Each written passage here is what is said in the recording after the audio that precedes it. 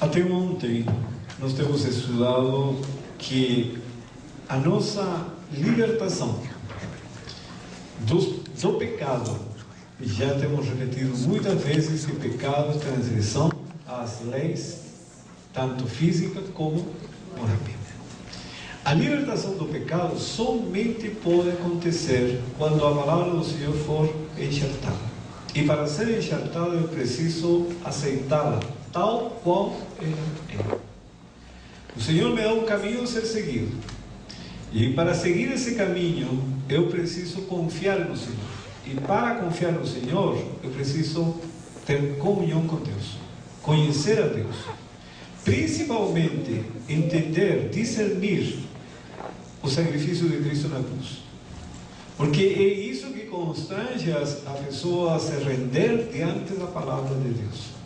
No momento que eu dizer que o sacrifício de Cristo, que foi um alto preço, irmãos, temos que pensar um Deus santo, puro, poderoso, abandonar o céu para se revestir da natureza humana, viver entre os homens, sabendo que ia ser morto.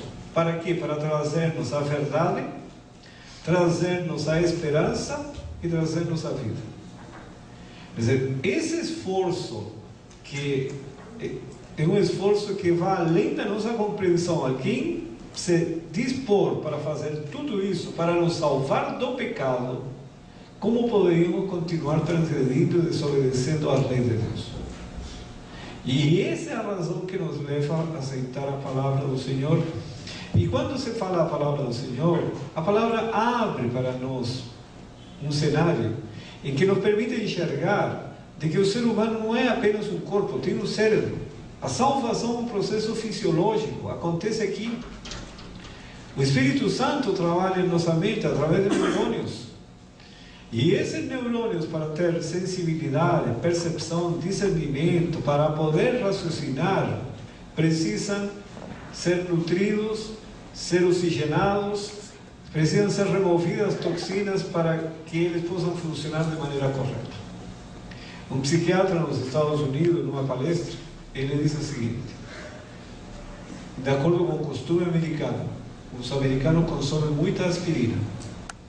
Nos supermercados vendem caixas de aspirinas, de 500 aspirinas. A pessoa, assim como coloca aqui 1 quilo de feijão, lá coloca uma caixa de aspirina. Isso é normal.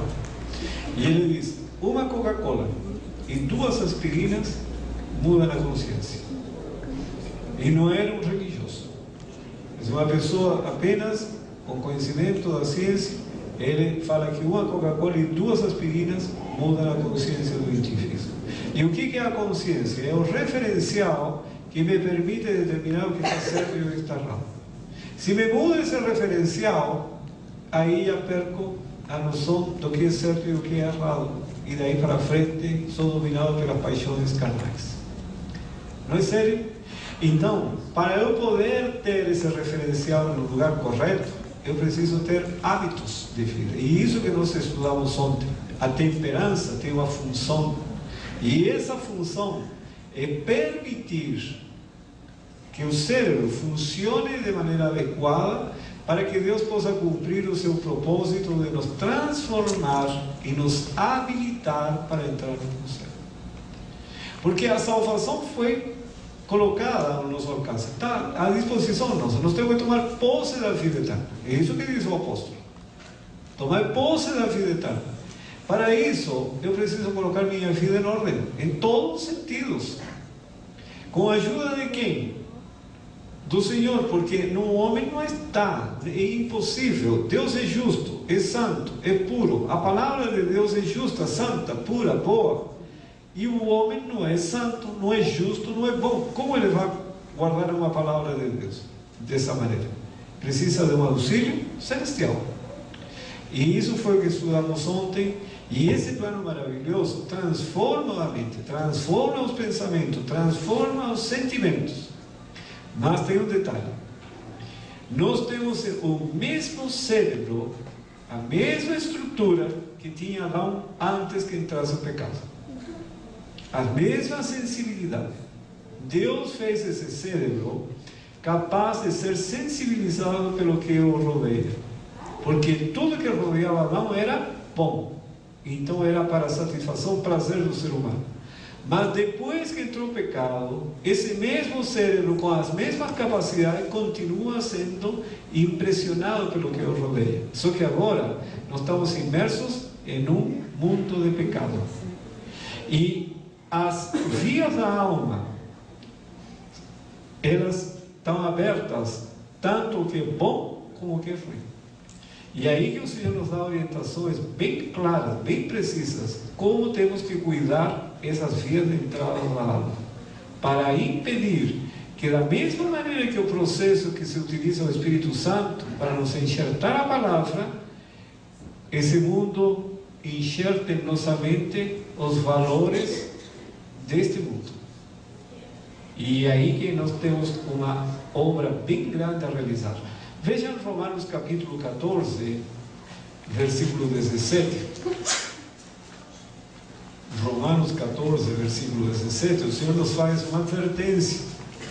Porque nós temos falado muito da importância da reforma de saúde, da alimentação correta, a necessidade do exercício físico. Hoje cantamos a importância da luz solar. Sabe, cada dia estamos cantando a respeito de um remédio, um dos 8 remédios, a importância da luz solar. Mas observe o que diz em Romanos 14, versículo 17. Porque o reino de Deus não é comida nem bebida, mas justiça, paz e alegria no Espírito Santo. Então nós não podemos perder o foco. É importantíssimo fazer essa reforma? Mas não é o fim. É apenas o meio. Qual é o propósito do Senhor? Que nós possamos, neste mundo, inclusive, ser justos, ter paz e alegria no Espírito Santo. Esse é o propósito. O que nos vai ajudar e facilitar essa caminhada para que se cumpra os objetivos do Senhor? A reforma de saúde é um dos elementos que nos vai auxiliar nisso. É mais fácil, porque, irmãos, isso já é comprovado. Para uma pessoa que come e se alimenta de carne de animais, essa carne fortalece as paixões. É muito mais difícil a pessoa ser paciente. É muito mais difícil ser tolerante, compassivo. É mais difícil desenvolver a natureza espiritual. Enquanto, claro, você diz, mas eu conheço pessoas que são vegetarianas e que têm um gênio terrível. Imagine se comesse carne. Seria ainda pior. Então, isso vai facilitando a pessoa. Outra advertência está em 1 Coríntios capítulo 4. Não devemos colocar a reforma de saúde como o fim de tudo, mas é um meio para chegar lá. Versículo 20. Capítulo 4, verso 20. Porque o reino de Deus consiste não em palavras, mas em poder. Nós temos falado muito da importância da palavra. Porque pode ser, é agradável estudar a palavra de Deus. Traz conforto. Se nós ficarmos dedicados a estudar a palavra de Deus, mas fica em termos de um conhecimento intelectual, se perde o objetivo principal. E o que o Senhor Jesus diz aos judeus: buscar ter a vida eterna, sabe, na palavra, mas não quereis vir a mim. As pessoas chegavam até a Bíblia e ficam no conhecimento bíblico. A palavra de Deus tem que produzir transformação. E quando vai produzir transformação? Quando eu me submeto à direção da palavra de Deus. Porque eu posso ensinar o seminário do Apocalipse, como fiz muitas vezes, o livro de Daniel. Posso explicar as palavras do Senhor Jesus, compreender muito o que está na Bíblia. Mas se eu não obedeço à palavra de Deus, de que me serve isso? Minha responsabilidade é ainda maior. Então, temos que nos lembrar disso.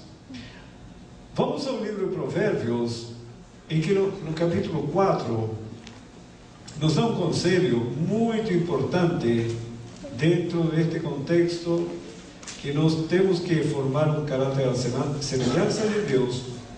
E Deus dispôs todos os mecanismos, recursos para que nós conseguirmos isso. Entretanto, nós estamos imersos no mundo de pecado. Nossos olhos estão constantemente observando o que é mal. Nossos ouvidos estão ouvindo coisas más. Veja o que diz no verso 23. Sobretudo o que se deve guardar, guarda o coração, porque dele procedem as fontes da vida. Quem explicou em detalhe este texto foi o Senhor Jesus Cristo. No capítulo 15 de Mateus, ele se aproxima de um grupo de pessoas e aí estavam seus discípulos discutindo com os fariseus. E os fariseus os acusavam e os censuravam.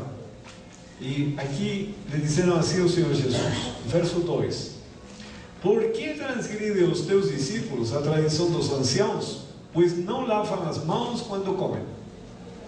Esse era o tema que lhes preocupava. O judeu entendia que para manter a pureza, ele tinha que tomar muito cuidado com manusear coisas. E uma delas era lavar as mãos antes de comer. Não era um problema de higiene, era uma questão de manter a pureza. O Senhor Jesus lhes explica, reunindo aí a multidão, no verso 10, ele diz: E tendo convocado a multidão, lhe disse: Ouvi e entendei. Não é o que entra pela boca o que contamina o homem, mas o que sai da boca, isto sim contamina o homem. E o que sai da boca? Palavras. Bom, os discípulos não entenderam muito o que o Senhor disse. E no verso 15, Pedro se aproxima ao Senhor. Então lhe disse Pedro: Explica-nos a parábola. Jesus, porém, disse: Também vós não entendeis ainda? Não compreendeis que tudo que entra pela boca desce para o ventre e depois é lançado no lugar escuso? Mas o que sai da boca vem do coração. É isso que contamina o homem. Porque do coração procedem maus desígnios, homicídios, adultérios, prostituição, furtos, falsos testemunhos, blasfêmias. São estas as coisas que contaminam o homem, mas o comer sem lavar as mãos não o contamina, em termos da mente. Está falando o Senhor Jesus. E o Senhor Jesus está dizendo aqui, por isso diz em provérbio: sobretudo, guarda o teu coração, porque dele procedem as saídas da vida. Porque do coração procedem maus desígnios, homicídio, adultério, prostituição, furtos, falsos testemunhos e blasfêmias, porque isso primeiro entrou. Por isso que o provérbio diz: sobretudo, guarda o coração, porque dele procede a saída da vida. No livro de Lucas, ele é bem mais claro explicando a respeito desse assunto. No capítulo 6 de Lucas, no versículo 43, ele faz uma analogia com uma árvore. E ele diz assim: não há árvore boa que dê mau fruto, nem tampouco árvore má que dê bom fruto, porquanto cada árvore é conhecida pelo seu próprio fruto. Porque não se colhem mangas de abacateiros, não se colhem. É interessante, você vê de longe, às vezes, eu, por exemplo, me lembro quando chegamos a morar lá no interior de São Paulo, em Lins, em uma chácara, tinha um pomar muito grande, muitas árvores diferentes. E o dono me foi falando, né? Essas aqui é manga ave, essa é manga, a outra tome, essa outra é manga, enfim. Esses aqui são cajueiros, esses outros abacateiros, tem aí umas jabuticabeira, tem umas amoras. Bom, depois foi um passeio grande. Quando eu pensei que tinha acompanhado tudo. E depois, caminhando com meu filho, eu falei: olha, esses aí são tais. Aí apareceram uns amigos, algum mês depois, 2 meses depois, e meu filho me falou: olha, esses são cajueiros. E aí, esses são, como se chama, a goiaba branca, goiaba vermelha e tal. E um ficou olhando para o outro e disse: Maurício, esse não é goiaba, não. Sim, é goiaba. Esse aí é cajueiro. Não, é goiaba, porque meu pai falou que era goiaba, e ele acredita sempre no que eu falo. Eu não sei se eu esqueci, confundi as árvores. A questão é que para mim era goiabeira. Bom, passou alguns meses e apareceram as castanhas. Eu falei para o Maurício, de fato, esse aí não era goiabeira, esse aí é caju, é cajueiro, está aparecendo caju. Que primeiro aparece a castanha, né? O frutinho pequeno e a castanha, e daí se desenvolve o fruto. Realmente, as folhas não são tão diferentes, não são parecidas, mas tão diferentes não são. Para quem não está familiarizado, bem passa um pelo outro. Mas quando apareceu o fruto, não havia dúvida nenhuma que era um cajueiro. E isso que o Senhor diz: porquanto cada árvore é conhecida pelo seu fruto, porque não se colhem figos de espinheiros, nem dos abrolhos se vindimam uvas. E observe o verso 45. O homem bom, do bom tesouro do coração, tira o bem, e o mal, do mau tesouro, tira o mal, porque a boca fala do que está cheio o coração.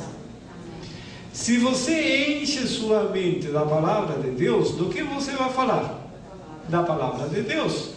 E aí que é interessante, por que se fala pouco do Senhor Jesus Cristo?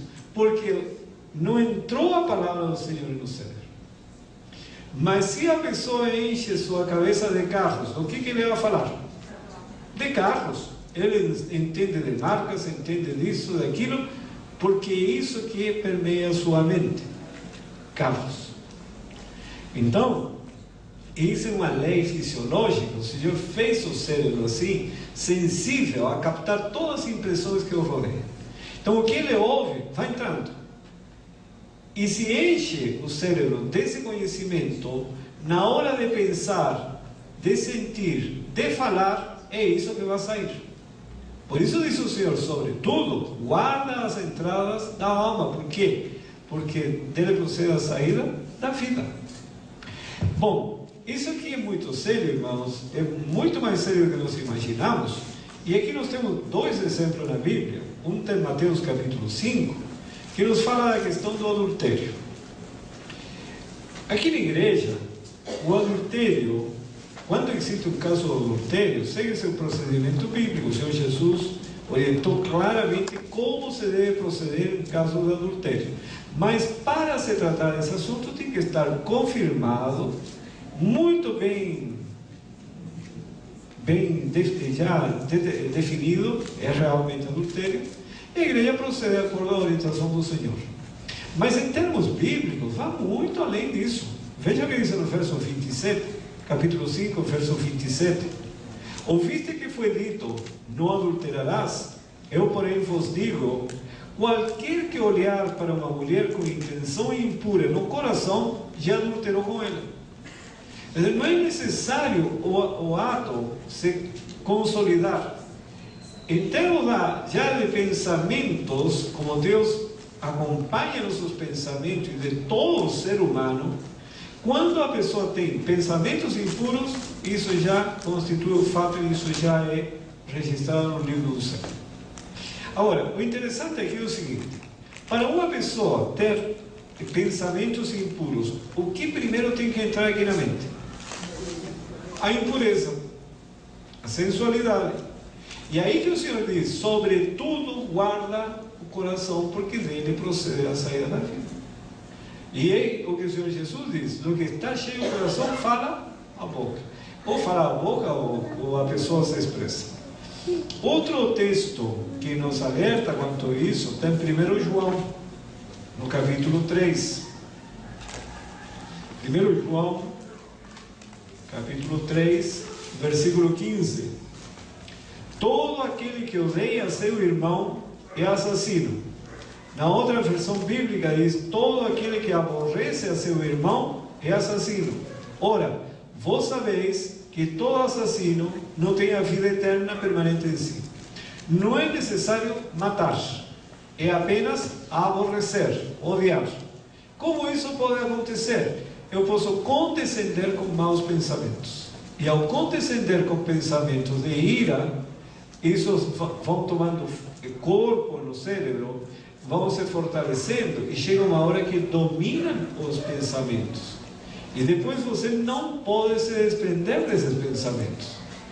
Por isso que é muito importante cuidar-se com o que nós vemos e ouvimos, porque isso pode estar fortalecendo a natureza carnal e a pessoa depois se torna escravo dos maus pensamentos. Não sei se você tem ouvido pessoas que dizem: eu odeio tal pessoa. Tem pessoas que falam assim: eu odeio tal pessoa. Por que odeiam tal pessoa? Bom, pode ter havido uma razão, mas a pessoa aí, a partir daí, não deveria ter condescendido nunca com maus pensamentos com respeito ao outro. Porque depois esses maus pensamentos vão crescendo até dominar. Bom, como vocês observam, não é tão simples a questão de ir para o céu. Tem que haver um processo de cura. Já vimos que a palavra de Deus tem que ser enxertada em nossa mente. Já vimos que é necessário ter hábitos temperantes para que a obra do enxerto realizada pelo Espírito Santo não seja impedida por nossos próprios atos. E esse processo que vai recolocando a mente de Cristo em nossa mente não é um processo de um dia, uma semana, um mês e um ano. Dura toda a vida. E paralelamente, o diabo vai tentar colocar seus pensamentos para ocupar o lugar que deveriam ocupar os pensamentos de Cristo. E se utiliza de uma série de recursos deste mundo. Aí que nós precisamos nos cuidar, vigiarmos os olhos e vigiarmos os ouvidos. E isso que diz o profeta Isaías, no capítulo 33 de Isaías, ele faz uma pergunta muito importante, e ele responde: quem vai habitar com Deus? Essa é a pergunta do profeta Isaías. Todos nós queremos estar com Deus no futuro, não queremos? E para sempre. Esse é nosso desejo. Não é nosso desejo, o irmão Fernando orou, que separado do mundo, crucificar, estar morto para este mundo. Paulo disse: eu estou crucificado para o mundo e o mundo está crucificado para mim. É esse o nosso desejo. Morrer para este mundo para não ter nenhum vínculo com esse mundo. E estar preparados para que um dia o Senhor nos levar para o céu, estar em paz, sabe? Sentir-me na minha realidade, não mais na realidade desse mundo. E o profeta aqui pergunta: e enfim, quem vai habitar no céu? Veja a pergunta no verso 14. Os pecadores em Sião, quer dizer, os pecadores na igreja, se assombram. O tremor se apodera dos ímpios. E eles perguntam: quem dentre nós habitará com o fogo devorador? Quem dentre nós habitará com chamas eternas? Quem dentre nós habitará com Deus? Essa é a pergunta. A resposta, no verso 15, é sintetizada em 6 pontos. 2 deles estão relacionados com o tema dessa noite. Primeiro, é bem justo o que está escrito: o que anda em justiça, quer dizer, o que pratica a palavra de Deus. Você quer ir para o céu, tem que praticar a palavra de Deus. Primeiro ponto. Segundo, fala o que é reto. Sim, sim, não, não. Agora, terceiro, despreza o ganho de opressão. Não tira vantagem da necessidade alheia. Você está contratando um serviço, você não paga a metade porque a pessoa está em necessidade, senão que você paga o que é justo. Vai comprar algo, vai vender algo, você vende pelo valor justo. Não que despreza o ganho de opressão. Quarto, o que com um gesto de mãos recusa aceitar suborno. E a senhora White trata na meditação do ano 89, me parece, este versículo do capítulo 33, dizendo que as pessoas são subornadas com trabalho a fim de que transgrida o sábado.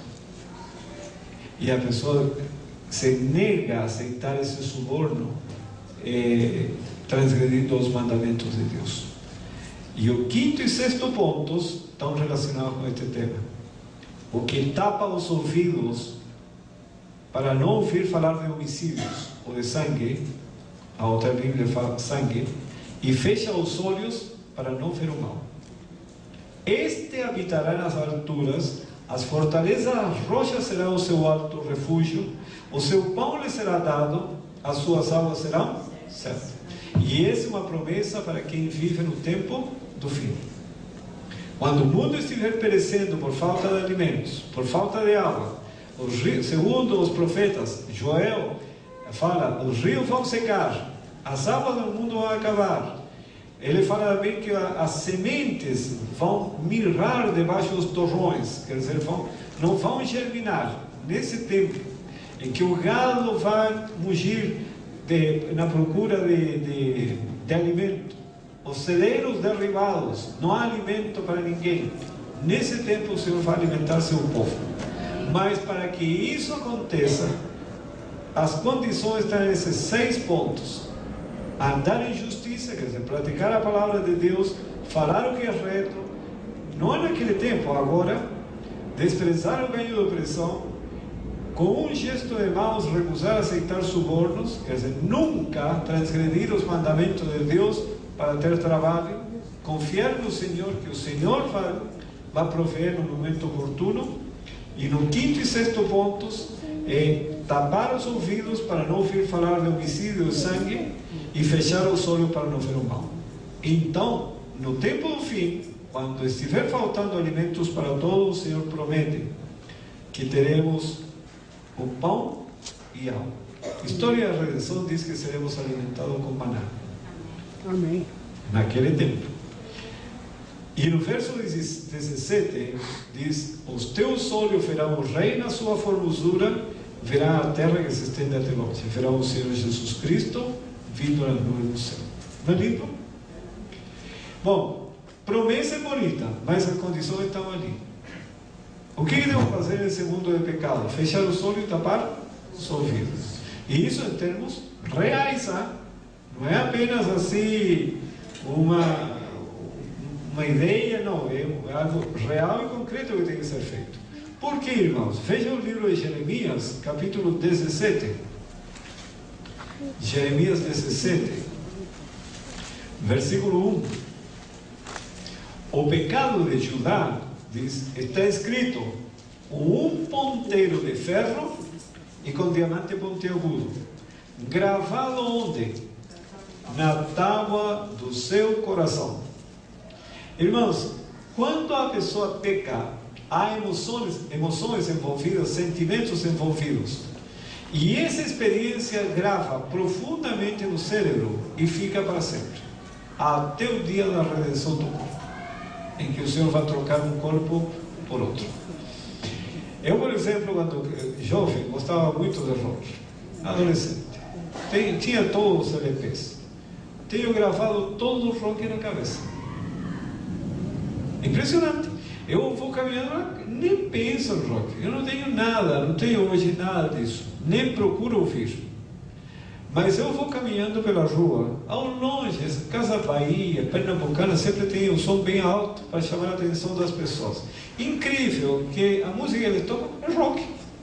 Eu vou caminhando por aqui, a calçada do lado de lá, meio quarteirão antes de chegar, ouço e me desperta todo o cenário colorido.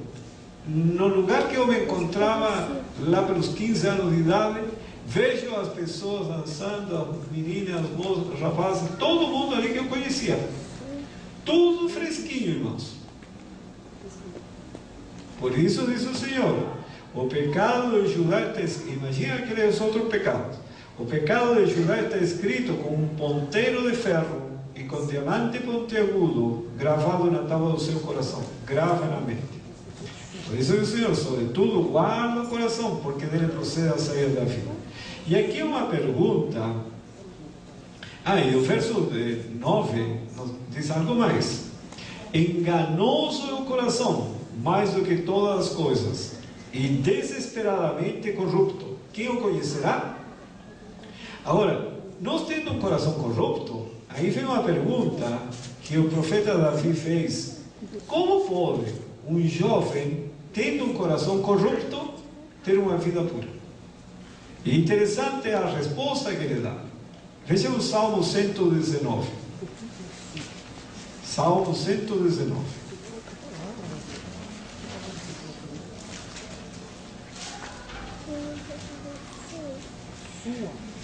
Bem no início do Salmo, no versículo 9.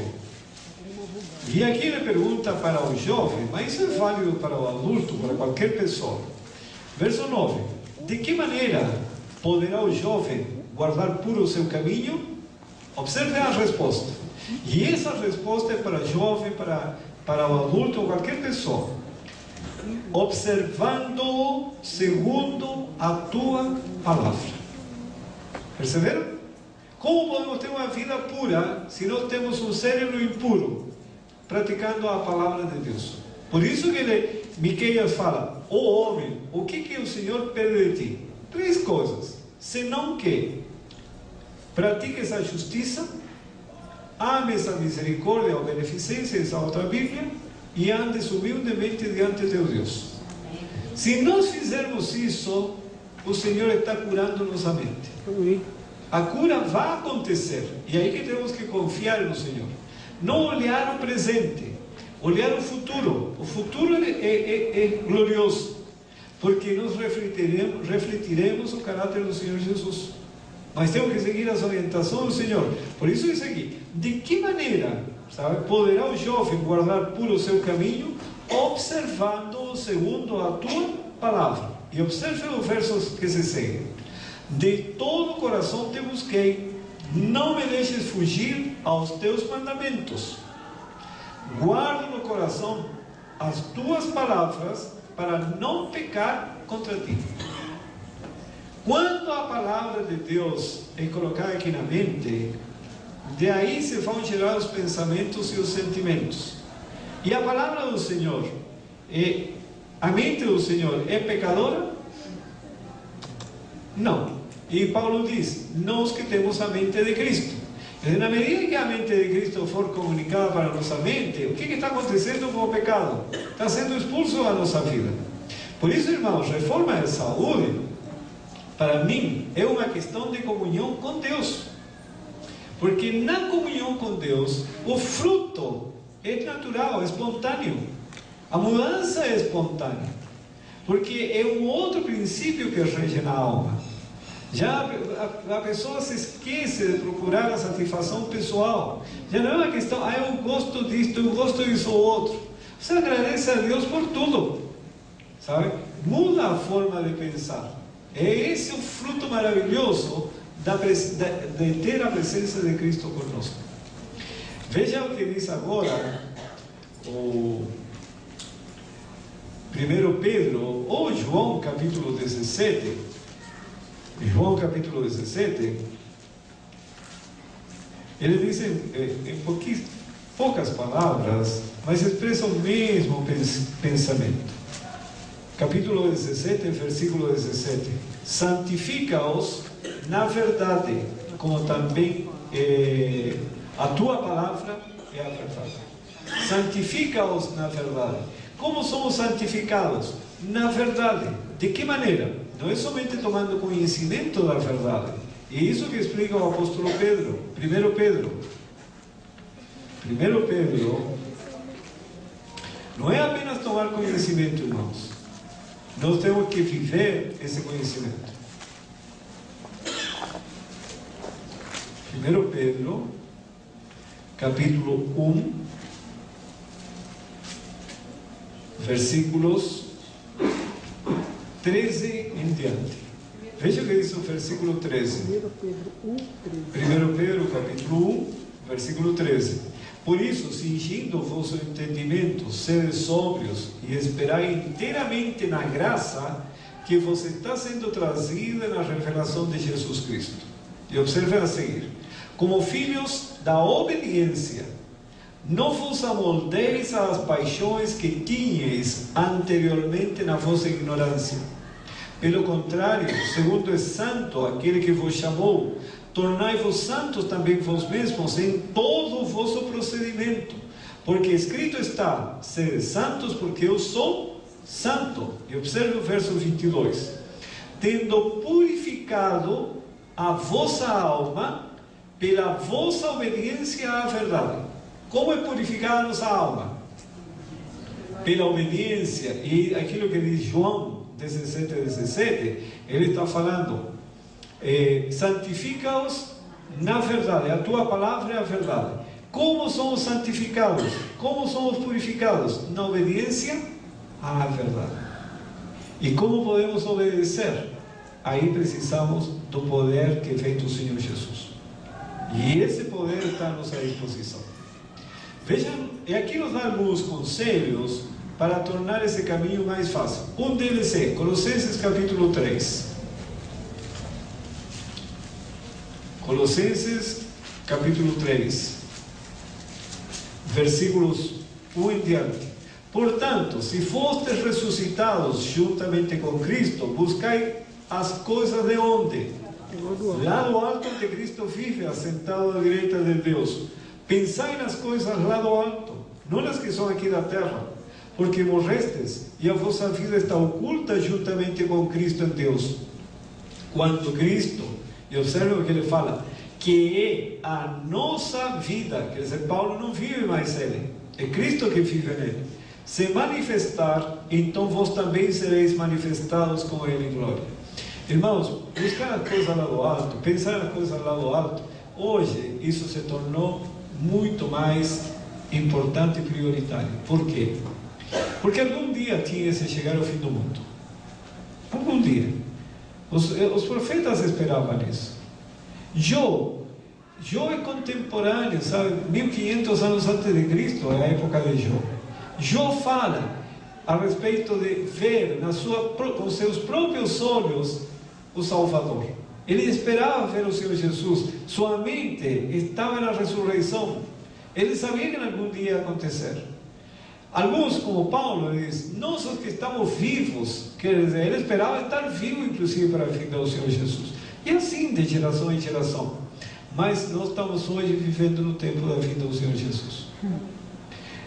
O Espírito de Profecia fala de 6.000 anos de pecado. E se você fazer um seguimento aos textos dos 6.000 anos de pecado, vocês vão ver que está nos 3 últimos capítulos do grande conflito. Ela fala muito 6.000 anos de pecado, e fala de 1.000 anos também no céu. E nós sabemos que os 1.000 anos no céu são literais. Os 6.000 anos de pecado são literais. E fala no Espírito de Profecia que há 4.000 anos desde o Senhor Jesus, desde a entrada do pecado até o período que o Senhor Jesus esteve na terra. Durante esses 30 anos. Não se sabe quando se completaram os 4.000 anos. Mas nesse período de 30 anos, em que o Senhor esteve aqui na terra, se completaram 4.000. Isso significa que os 6.000 estão agora se completando.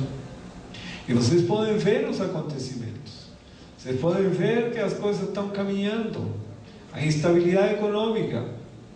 Imaginem instabilidade econômica nos países ricos. E vem o juízo de Deus. Destruição de cidades, recursos. Isso vai forçar os eventos do fim, que é o decreto dominical, e aí vem todas as coisas que se seguem. Precisamos ou não precisamos colocar prioridade, buscar as coisas lá do alto, pensar nas coisas lá do alto. E nos dá mais conselhos. Vejam, outro conselho importante, 2 Coríntios. A importância de nossos relacionamentos nunca deve ser com pessoas que não amam a Deus, que não querem fazer a vontade de Deus. Verso 14. Não vos capítulo 6, 2 Coríntios 6, versículo 14. Não vos ponhais em jugo desigual com os incrédulos. Pessoas que não acreditam em Deus, que não buscam a Deus. Porquanto, que sociedade pode haver entre a justiça e a iniquidade? Ou que comunhão da luz com as trevas? Que harmonia entre Cristo e o maligno? Ou que união do crente com o incrédulo? Que ligação entre o santuário de Deus e os ídolos? Porque nós somos o santuário do Deus vivente, como ele próprio disse: habitarei e andarei entre eles, serei o seu Deus e ele será o meu povo. Por isso, retirai-vos do meio deles, separai-vos, diz o Senhor. Não toqueis em coisas impuras, e eu vos receberei. Serei vosso Pai, e vós sereis para mim filhos e filhas, diz o Senhor Todo-Poderoso. E no capítulo 7, isso está em 2 capítulo 7, verso 1. Tendo, pois, ó amados, tais promessas, purifiquémonos de toda impureza, tanto da carne como do espírito, aperfeiçoando a nossa santidade no temor de Deus. Irmãos, pensem no seguinte: esse relacionamento, vamos desde o namoro, o casamento, se uma pessoa não acredita em Deus, não teme a Deus e não busca a Deus, o que pode acontecer quando alguém se relaciona intimamente com essa pessoa? O que vai estar ouvindo constantemente? Palavras de amor, devoção a Deus, ou palavras de incredulidade? E aí que o Senhor diz: acima de tudo, guarda o teu coração, porque dele procede a saída da vida. E essa incredulidade faz penetrar na mente, e aí a mente se vai contaminando. Por isso, relações comerciais, namoro, casamento, etc., tem que ser muito bem pensado. Você tem um filho, o marido é incrédulo. Quando o marido é incrédulo, o dano é menor. Por quê? Porque a mulher cuida da criança. Mas quando o marido ele é uma pessoa que temente a Deus, que ama a Deus, e a mulher não é, ela que vai criar esse filho. O que vai resultar nesse filho? Então nós temos que construir, não somente nossa vida, construir a vida da família e da sociedade, mas temos que nos relacionar com pessoas que amem a Deus. Qual é a nossa função no mundo? Levar o Evangelho, mas não posso participar com os costumes do mundo. Misturar-me com as pessoas, mas não participar da mesa dos ídolos, como diz Paulo. Vejam por quê, irmãos. Vamos ver aqui os slides. Pronto? Esse gráfico vocês já estão familiarizados. O Senhor Jesus se identifica nas Escrituras como eu sou. Justiça, vida, espírito, amor, paz, verdade e luz. Isso significa que a natureza de Cristo é justa, vivificante, espiritual, amorosa, pacífica, verdadeira, luminosa. Bom, a mente de Cristo tem esta natureza. E o que ele fez? Ele, pela inspiração, colocou pensamentos e ideias na mente dos profetas e apóstolos, e estes escreveram a palavra de Deus.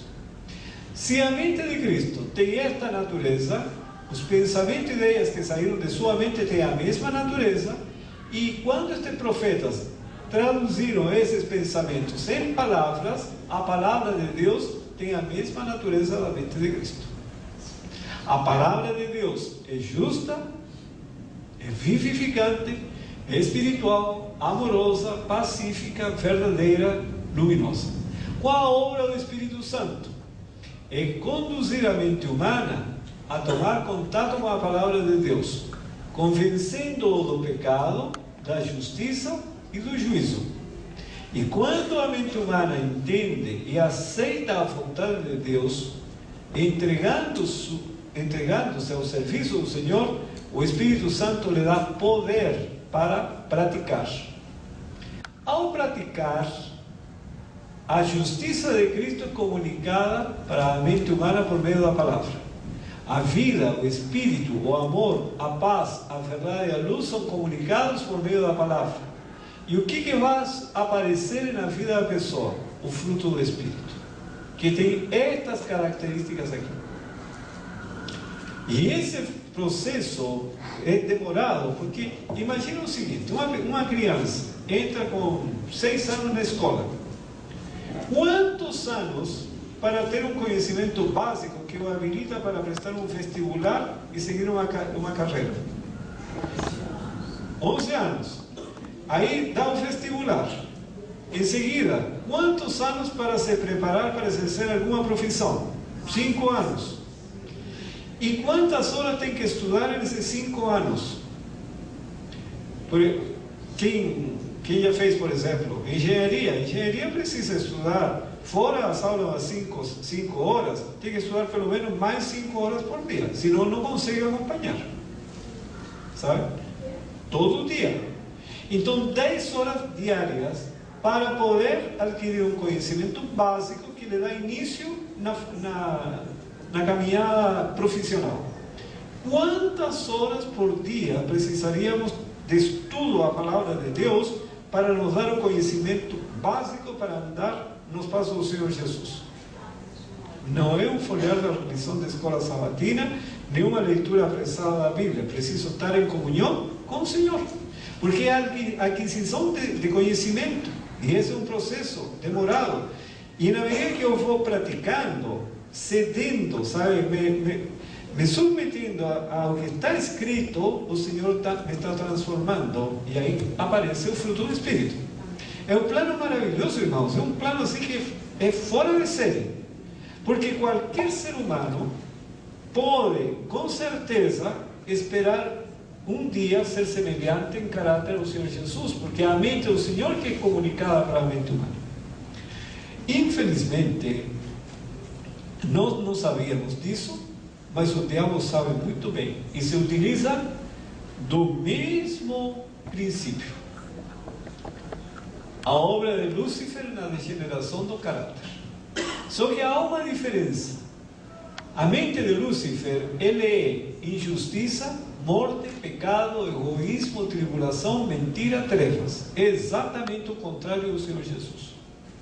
O Senhor Jesus Cristo é justiça, ele é injustiça. O Senhor Jesus é morte, é vida, ele é morte. O Senhor Jesus é obediência perfeita à lei de Deus, ele é pecado, desobediência. O Senhor Jesus é amor, ele é egoísmo. O Senhor Jesus é paz, ele é tribulação. O Senhor Jesus é a verdade, ele é a mentira. O Senhor Jesus é luz, ele é trevas. Qual a natureza de Lúcifer? A mente de Lúcifer é injusta, mortificante, pecaminosa, egoísta, atribulada, mentirosa, tenebrosa. O que ele faz? Ele coloca pensamento, ele não pode ler os nossos pensamentos, mas sim, ele pode colocar pensamento na mente de uma pessoa. Ele põe pensamentos e ideias na mente dos falsos profetas, e estes, através dos meios de comunicação, conseguem alcançar a mente humana. E qual a obra de Lúcifer? Despertar o interesse da mente humana para os meios de comunicação. Como a mente humana já tem uma inclinação natural para o mal, sabe, sem muito esforço, se prende aos assuntos apresentados aqui nos meios de comunicação. E a partir desse momento, sem nenhum esforço adicional de Lúcifer, a mente de Lúcifer é comunicada para a mente humana. A injustiça, a morte, o pecado, o egoísmo, a tribulação, a mentira e as trevas. E como a mente humana tem essa inclinação natural, desajudada de Deus, ele passa, por imitação, a seguir esse modelo. E aí se fortalece ou aparecem os frutos da carne. É um processo exatamente igual que utiliza Deus para formar a natureza espiritual. Lúcifer coloca a natureza na mente. É assim que funciona. Veja o que está escrito. Ciência de bom viver. A sociedade compõe-se de famílias, e é o que afasta os chefes de família. O coração da comunidade, da igreja e da nação é o lar. A felicidade da sociedade, o êxito da igreja e a prosperidade da nação depende das influências domésticas. Ciência de bom viver. Se a família tem o costume de fazer o culto familiar de manhã e à noite, estas crianças, quando crescerem e formarem seus lares, eles vão fazer o culto familiar de manhã e à noite. Por quê? Porque o hábito foi implantado. Se esta família tem o hábito de estudar a Bíblia, ler os livros do Espírito de Profecia, chegar à igreja cedo para preparar-se para o estudo da lição da escola sabatina, os mesmos hábitos são implantados nas crianças, e quando adultos e independentes, eles vão continuar com o mesmo estilo de vida. A elevação ou decadência do futuro das sociedades serão determinadas pelos costumes e a moral da juventude que cresce ao nosso redor. Lar adventista. Como a juventude é educada e como é moldado o seu caráter na infância, em hábitos virtuosos, domínio próprio e temperança, assim será sua influência na sociedade. Quer dizer, você pode construir pessoas como estes três, ou pode construir pessoas como estes dois. Isso não é obra do acaso, é resultado do esforço da família Se você quer construir pessoas com esses três, você vai gastar mais da metade da vitamina B12 educando os filhos. Por quê? Porque você tem que contrariar a natureza deles. Eles têm a tendência de ficar na cama, são preguiçosos, têm a tendência a comer a qualquer hora, comer o que lhes apraz, e você tem que ir cortando e limitando por aqui, limitando por ali. Isso significa um esforço enorme, sabe? Eu sei disso, eu tenho 3. Foi uma luta tremenda com os 3. Mas hoje eu vejo, todos estão na igreja. Todos estão na igreja. Meu genro está na igreja, minha nora está na igreja, meus netos estão na igreja e todos caminham sozinhos. Meu filho tem o hábito de estudo da palavra de Deus, estuda o livro Espírito de Profecia. Por quê? Porque isso que foi o exemplo que ele viu em casa. Quando eles eram adolescentes, ninguém podia deitar depois das 9 da noite. 9 da noite todo mundo em cama. E não tinha assim conversa. 9 da noite eu desligava a luz, é hora de deitar, todo mundo tem que dormir. Sabe, isso é muito importante e eles crescem com já uma noção de que existe uma lei que tem que ser cumprida. Passaram os anos, uma vez, minha filha estava já de noiva, saíram e chegaram correndo. Eu tinha dito, se vocês chegam depois da hora, o próximo domingo não tem saída. Mas chegaram correndo, em cima da hora. Então, aí ele queria, tinha os jovens da igreja que iam se reunir até às 10 da noite. E ele lhe disse, eu vi a conversa de longe, né? Ele disse, fala com teu pai, fala com jeitinho. Minha filha lhe disse assim, não adianta. Quando meu pai fala não, é não. Quando fala sim, é sim. Não tem argumento que possa mudar. Então, isso é importante, porque isso dá segurança para a pessoa. Ela sabe que, por isso a palavra de Deus, por que nos dá segurança? Porque quando Deus diz sim, é sim, e Ele não muda. Mas quando diz não, não adianta a gente forçar a barra, porque não. Assim que age Deus. E isso que forma filhos para o futuro, em que eles vão ter uma trajetória a seguir, e eles sabem por onde caminhar. E isso é muito importante, mas nós temos que moldar o seu caráter na infância, em hábitos virtuosos, domínio próprio e temperança. E assim será a sua influência no futuro. Agora, se os jovens, no caso contrário, são deixados sem esclarecimento e sem controle, tornando-se em consequência voluntariosos, intemperantes em apetite e paixão, assim será a sua influência futura em moldar a sociedade. E aí entram as companhias que a juventude mantém agora. Os hábitos que formam, os princípios que adota, são uma indicação da espécie social no futuro. E isso que estamos vendo hoje no mundo. Quer dizer, a família largaram os filhos. E aí que a sociedade é o que é.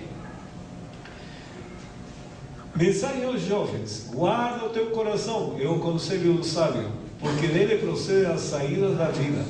Conforme o homem imaginou na sua alma, assim é. O coração deve ser renovado pela graça divina, ou será em vão procurar pureza divina. Tem que haver uma renovação da mente. Na meditação do ano 89 da senhora White, diz: devemos ser auxiliados pela influência permanente do Espírito Santo, que atrairá a mente para cima e habituará a ocupar-se com coisas puras e santas, e devemos fazer estudo diligente da palavra de Deus. O Espírito Santo nos auxilia nessa obra. Lar adventista: deve tornar-te fiel sentinela de teus olhos, ouvidos e todos os sentidos, se quiseres dominar a mente e impedir que vãos e corruptos pensamentos te manchem a alma. Só o poder da graça pode realizar esta tão desejável obra. Quer dizer, nós temos que cuidar nossos olhos. Na meditação do ano 89, o homem não foi deixado para ser um brinquedo das tentações de Satanás.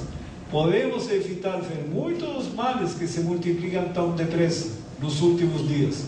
Podemos evitar ouvir muitas das impiedades e crimes que existem. Podemos ou não podemos? Podemos. E veja por quê. Na meditação do 89, entre as casas de diversões, a mais perigosa é o teatro. Hoje é o cinema, hoje é a televisão. E ele é justamente o viveiro da imoralidade. Os hábitos viciosos e as tendências pecaminosas são fortalecidos e confirmados por esses entretenimentos. As cantigas baixas, os gestos, expressões e atitudes indecentes corrompem a imaginação e rebaixam a moral. Todo jovem que assiste habitualmente a tais exibições será corrompido em princípio. Por que, irmãos? Porque é uma lei fisiológica, mente, caráter e personalidade, volume 1. Pela contemplação nos transformamos. Isso é uma realidade. Se você observa o mal, você se vai tornar mal. Por que existe violência nos colégios hoje? As crianças, por que estão tão violentas? Porque encheram sua mente de violência através do programa de televisão.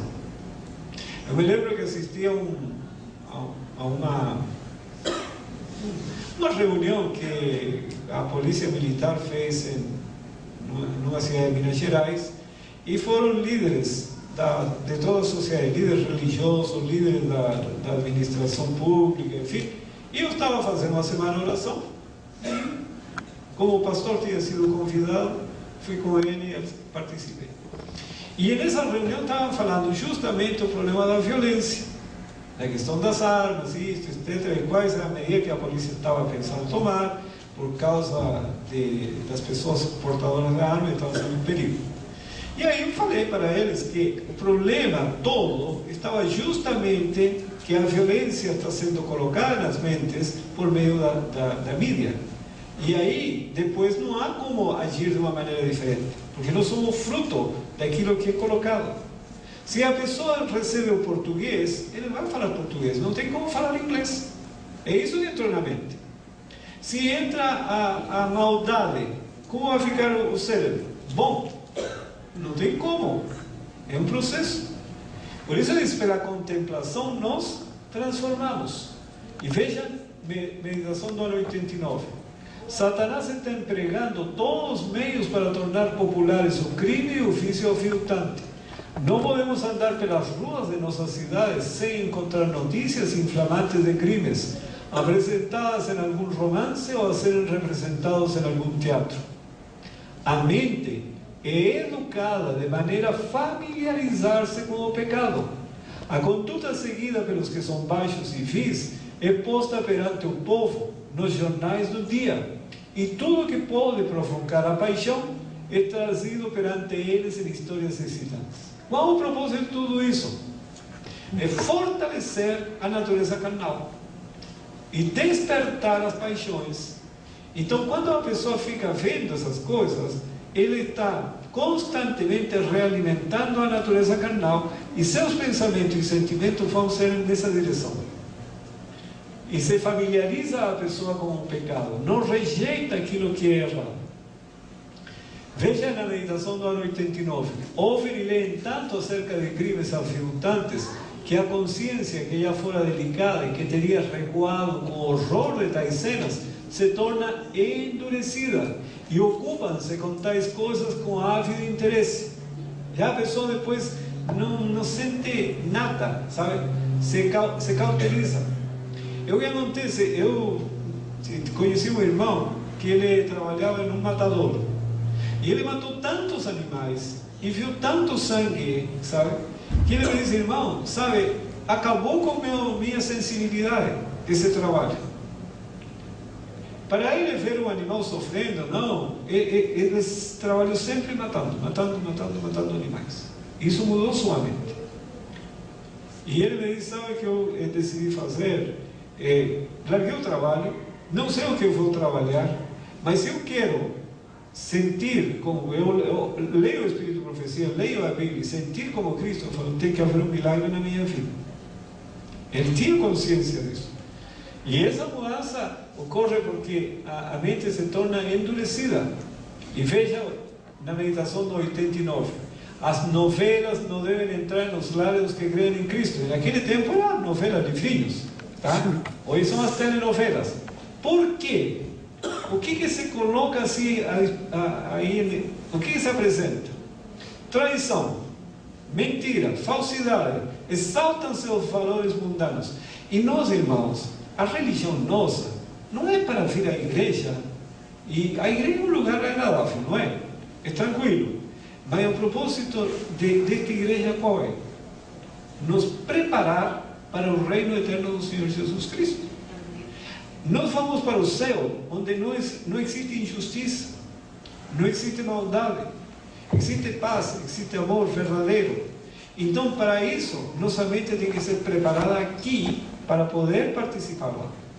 E é por isso que nós temos que pensar, tudo bem, todo mundo assiste novelas, e eu posso, não, isso está errado, isso está certo, mas inconscientemente está semeando aqui a maldade.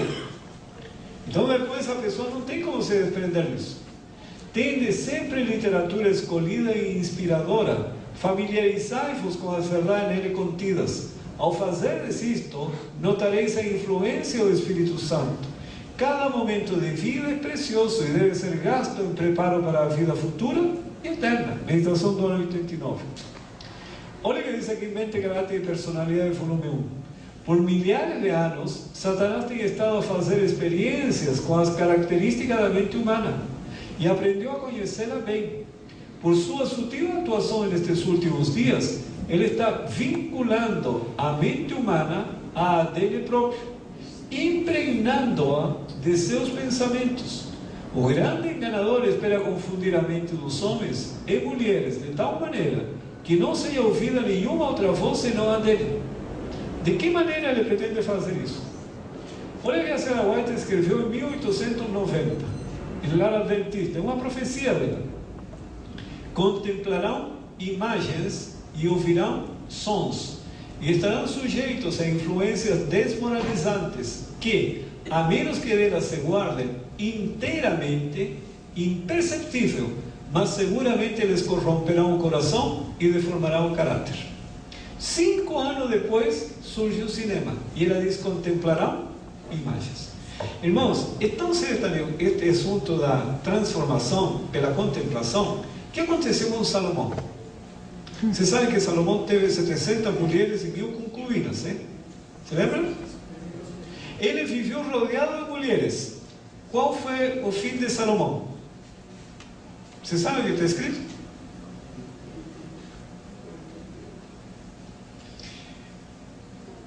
Ele ficou efeminado. Afeminado.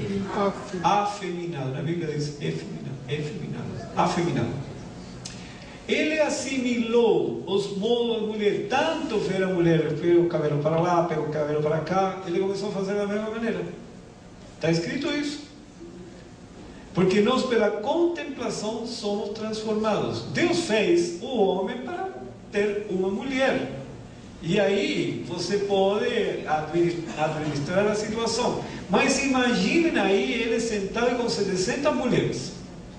Tanto observar isso, durante tantos anos, ele passou a repetir a mesma experiência.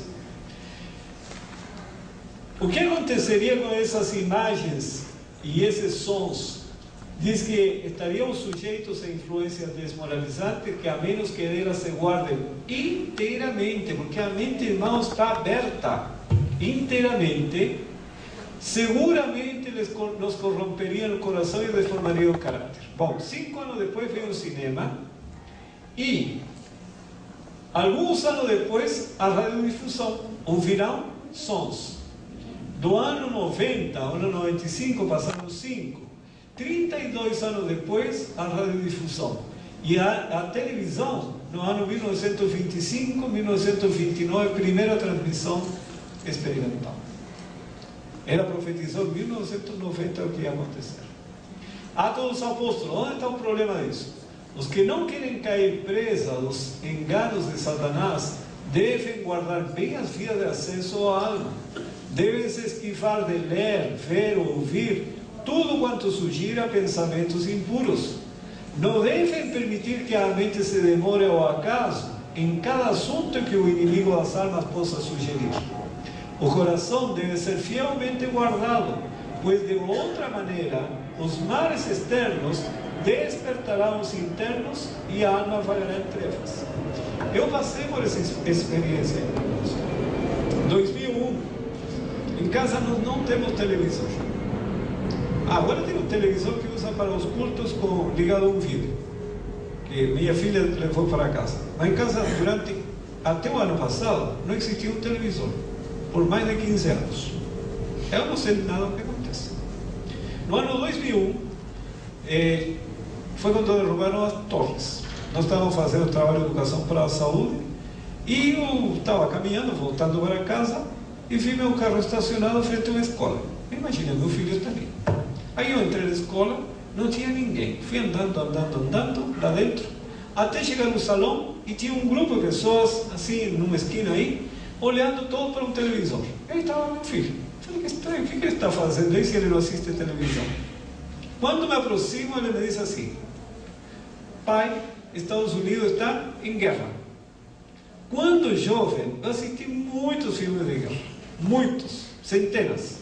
Segunda Guerra Mundial, Primeira Guerra Mundial. Quando a palavra guerra chegou aos meus ouvidos, meu cérebro trouxe imediatamente todo o arquivo de guerras. Fiquei 15 minutos, saí de aí pensando, e a CCN, os primeiros flashes, nem sabia o que estava acontecendo, falando de Bin Laden, etc. Bom, 15 minutos. Quando saí daí, pensando o que Estados Unidos ia fazer.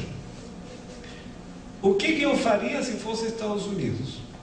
E aí eu fui caminhando e pensando, ele falando, e eu nem estava ouvindo, eu estava falando, o que eu teria feito se tivesse sido Bin Laden? Eu teria enviado 5 aviões no Pentágono, 5 aviões sobre a Casa Branca, e teria acabado com os Estados Unidos. No dia seguinte, eu fui ver as manchetes, porque eu já não lia jornal, já mais de 15 anos que não assisto televisão, já quase 20 anos. Fui ver as manchetes, e aí eu li o que estava fazendo os Estados Unidos, e fui pensando, eu faria isso, ele faria isso, tal, tal. De repente, eu me vi jogando bombas em todos os Estados Unidos, entrei no carro. É isso que fala aqui, que os males externos despertarão os internos e apagará internos. Obrigado. Percebe o perigo? Veja esse outro texto. Penúltimo. Mente, caráter e personalidade. Pensai nas coisas que são de cima e não nas que são da terra. O coração é a cidadela do homem. Dele procedem as saídas da vida ou a morte. E observem aqui, até que o coração esteja purificado, a pessoa está inapta para ter qualquer parte na comunhão dos santos. E veja o segundo texto. Pensamentos impuros levam a impuros atos. Se Cristo for assunto de contemplação, os pensamentos ficarão largamente separados de qualquer assunto que levará a atos impuros. Deves controlar teus pensamentos. Tua salvação depende de te governar nessas coisas. O plano de Deus, final, para onde nos vai conduzir, o plano da redenção, é ter pensamentos e sentimentos puros. E se é difícil, irmãos, controlar o corpo, alimentação, etc., imagine o que é controlar pensamentos. Por isso que o Senhor, para nos fortalecer o cérebro, primeiro passo é fazer a reforma de saúde. Segundo, cuidar o que entra, cuidar-nos da televisão, cuidar-nos do que lemos, etc. Por quê? Porque isso está semeando tiririca na cabeça. E depois, quem tira a tiririca? Ninguém. Veja o próximo texto. Mente, caráter e personalidade, volume 1. Como o homem pensa, assim ele é. Nosso aperfeiçoamento na pureza moral depende do reto pensar e reto agir, a menos que se faça resoluto esforço por manter os pensamentos centralizados em Cristo. Não pode a graça revelar-se na vida. É aqui que temos necessidade de vigiar, lutar, orar. Conservemos os olhos fitos em Jesus e Ele nos preservará. Olhando para Jesus, estamos seguros. Contemplando-o constantemente, seremos transformados de glória em glória, quer dizer, de caráter em caráter, na mesma imagem, como pelo Espírito do Senhor. Então, irmãos, isso aqui é fisiológico. A gente, sabe, olha esse mundo, parece que é normal. estar na internet, estar assistir filme, qualquer coisa. Mas nós estamos colocando em nossa mente sementes que vão germinar. Você pode achar, não, isso está errado, isso está certo, mas passando os anos, vai perdendo essa energia cerebral, e aí a pessoa começa a ser dominada, faz uma mistura de pensamento lá dentro, e depois nem sabe o que está controlando o cérebro. Precisamos ter fé e precisamos nos dedicar. Irmãos, olha, eu posso falar da minha experiência, 20 anos praticamente sem televisão, não sei o que acontece no mundo. Sinceramente, não sei. E chega a ser até engraçado. Eu contei outra vez na igreja. Eu fui com um pastor em um laboratório de análise clínica, e enquanto estava ele falando, na recepção eu comecei a folhear uma revista. E em uma delas falava da morte da Lady Diana. Eu cheguei com a novidade em casa. Faleceu a Lady Diana. Faz uns 2 anos atrás que aconteceu isso. A minha esposa ficou pensando, mas olha, se eu não estou enganado, me parece que essa senhora faleceu faz uns 10 anos. Mas eu não sabia. Tá, tudo bem. E eu pergunto, é importante saber que morreu a Lady Diana? Qual a diferença entre a morte desta senhora e Dona Joana, que mora aqui em frente da igreja? Hein? Essa aqui a gente tem a responsabilidade de ir lá levar a mensagem. A outra está muito longe. Entende? São coisas assim que parecem importantes. Não tem importância nenhuma. Já andei, irmãos, quase um ano inteiro sem pagar quando mudaram aí as datas de pagamento do IPVA, como se chama, o licenciamento e outro.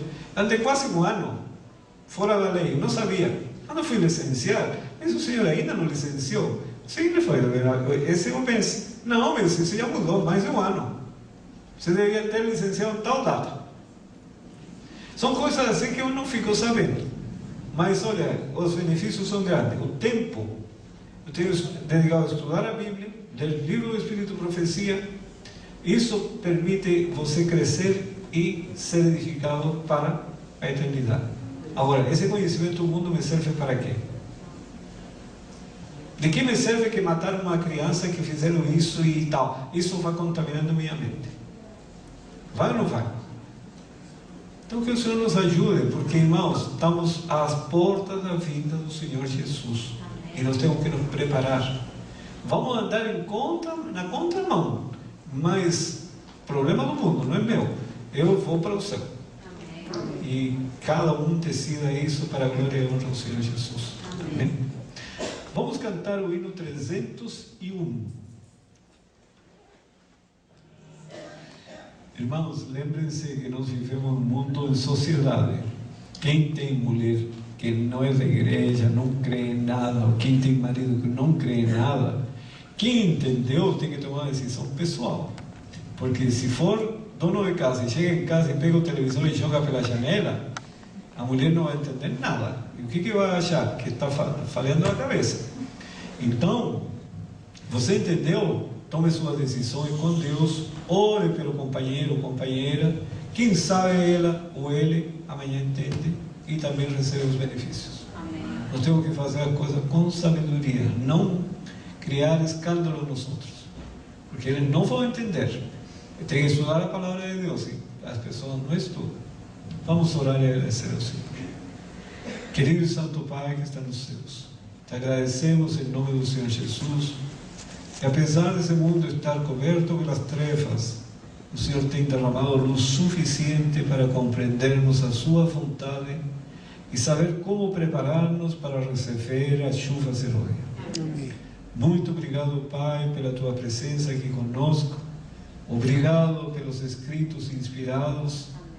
Obrigado, Senhor, porque temos esperança e temos tido o privilégio de conhecer o amor e o poder do Senhor, que nos dá segurança de que o Senhor nos irá conduzir para o céu. Amém. Muito obrigado, Pai, pelo Senhor Jesus. Obrigado pelo sacrifício abnegado de entregar sua vida para nos salvar do pecado.